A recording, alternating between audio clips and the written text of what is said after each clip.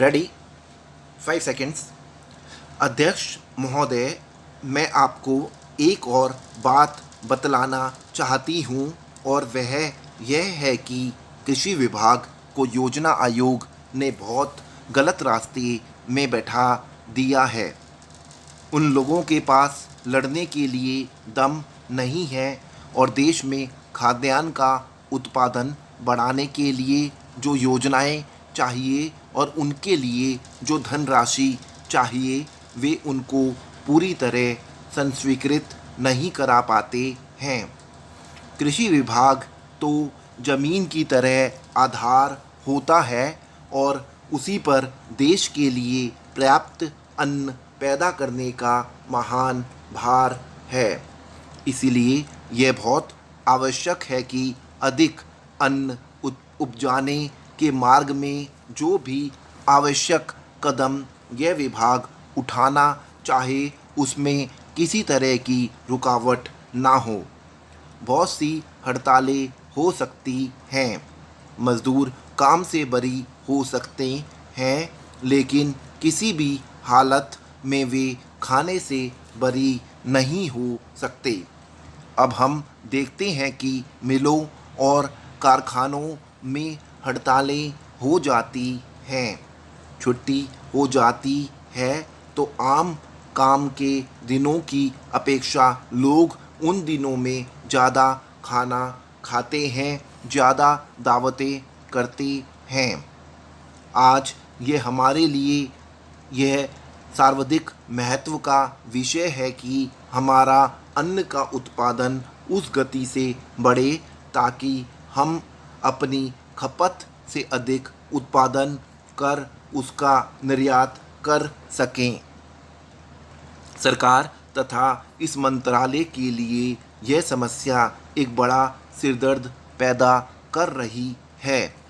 हर एक विभाग में बड़े बड़े अधिकारी बैठे हैं और हजारों रुपये के बड़े बड़े वेतन ले रहे हैं, लेकिन मुझे दुख के साथ कहना पड़ता है कि उनका दिमाग कार्यालय की मिसिलों और कागज़ों में लगा रहता है।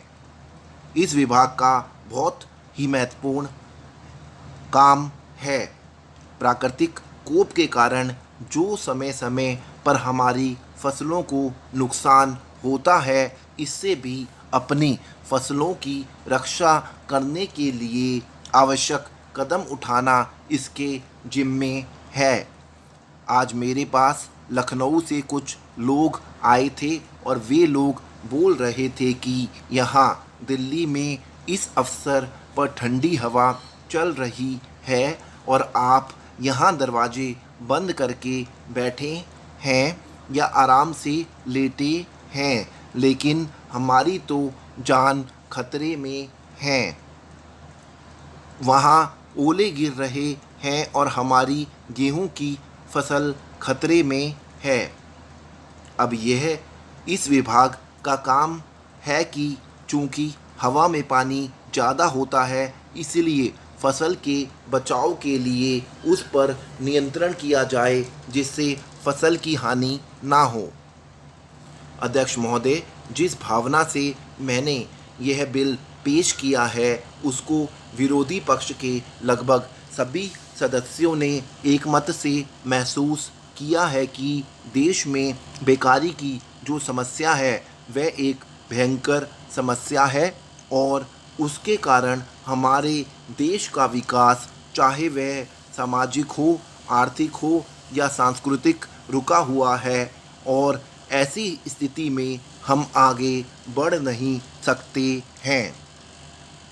इसी प्रकार से इस परिस्थिति का निर्माण हम पिछले 54 वर्षों से देख रहे हैं।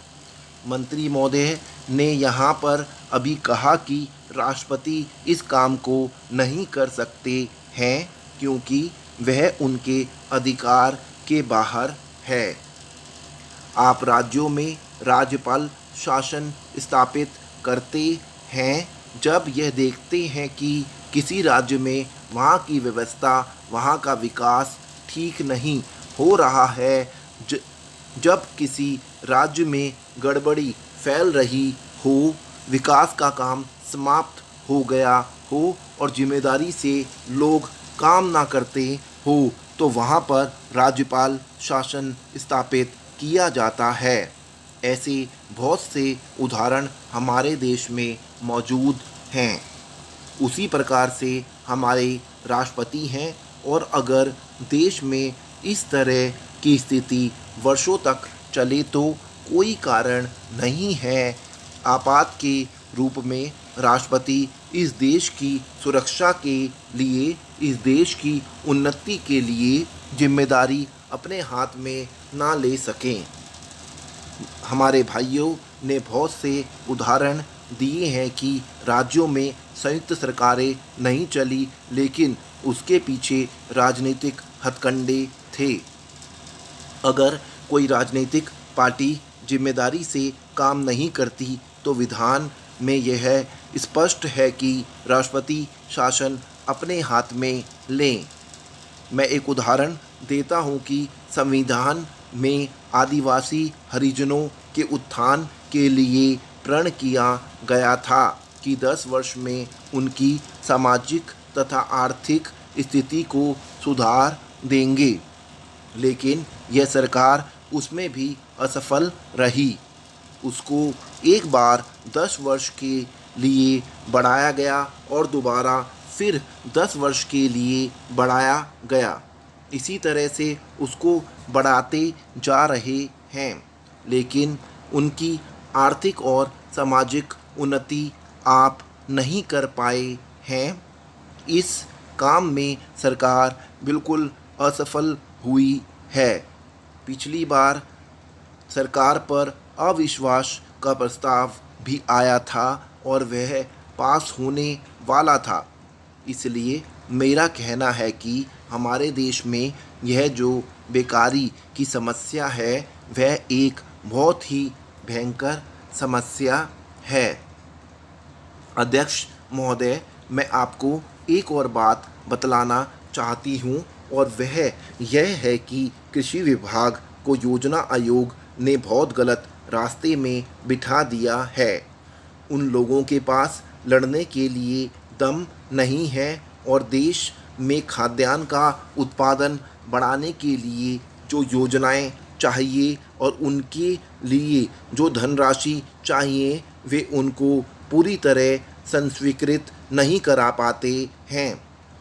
कृषि विभाग जो ज़मीन की तरह आधार होता है और उसी पर देश के लिए पर्याप्त अन्न पैदा करने का महान भार है, इसलिए यह बहुत आवश्यक है कि अधिक अन्न उपजाने के मार्ग में जो भी आवश्यक कदम यह विभाग उठाना चाहे उसमें किसी तरह की रुकावट ना हो।